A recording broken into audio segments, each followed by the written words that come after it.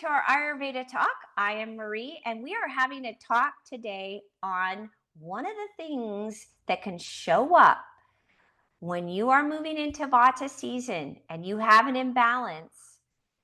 Yeast infections can happen, and that's just an imbalance for a lot of different reasons. Like you could be going through premenopause or menopause, and yeast infections could be showing up for that. I actually, in my life, I don't ever remember having yeast infections, like ever. But you're more likely to get them as you get older. So, what causes a yeast infection according to Ayurveda? So, yeast infections are sometimes called the Candida bacteria. It's an overgrowth of that.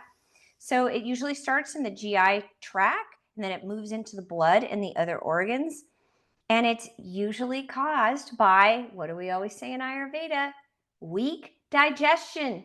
That is the source. That is the root. It's typically the root, always, unless it's a trauma. So weak digestion due to toxins. So you need to do the cleanse if you've got that stuff going on. So you need to do the fall cleanse, and it's due to high Vata. So you have an imbalance of Vata and high Kapha, or either one. So Kapha and Vata are high, or they're both happening at the same time, or it's just one. Okay. Pitta can also cause those types of infections. One of the things that typically happens is, and our culture is really, this is our trend right now, is we eat a lot of sugar, and we need to stop that. Excessive sugars and really can exacerbate the bacterial infections. So stay away from sugars. If you're on antibiotics, that could cause it. If you're having colds and flus, you have a weak immune system, that's directly connected to weak digestion.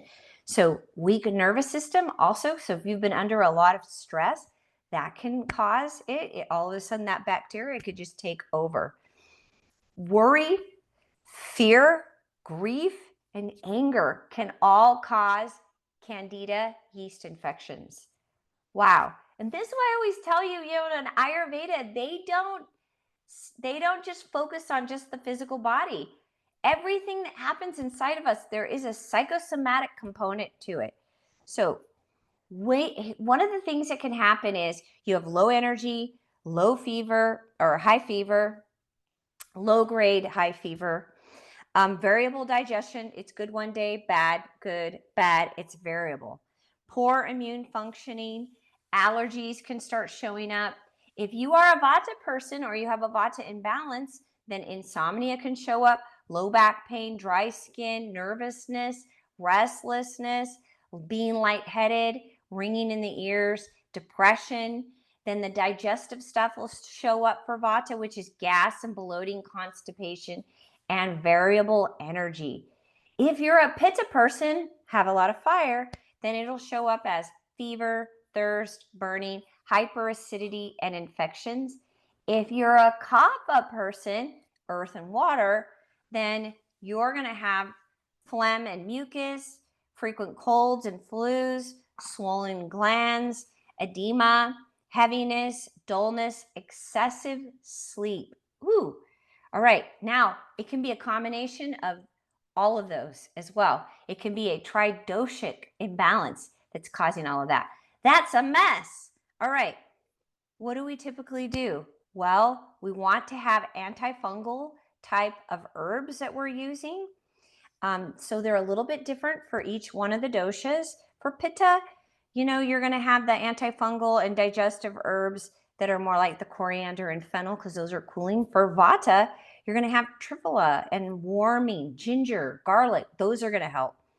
And then with Kapha, you're going to also have more stimulating cardamom, ginger, and tricketu and triphala. Triphala, you guys, triphala is well worth taking. If you're not taking triphala, it's fantastic because it's going to help toning and function of elimination in the colon for all three doshas. Okay, Lyme's disease, if you have that, that can also be a contributor to Candida. And so those are some things that happens. All right. So if you have questions, reach out to me because this is something that you want to look at. We want to avoid those foods that are going to aggravate these types of infections. And that means high carbohydrate, sugars, those types of things. You want to stay away from sugar because you're feeding that bacteria when you do that. That means bread, you guys, no bread. Okay? No cold things, no cold foods. All right, so that's our second talk for tonight. A little bit of extra information. It's nice to learn the Ayurvedic approach to lots of different things that happens to us throughout life.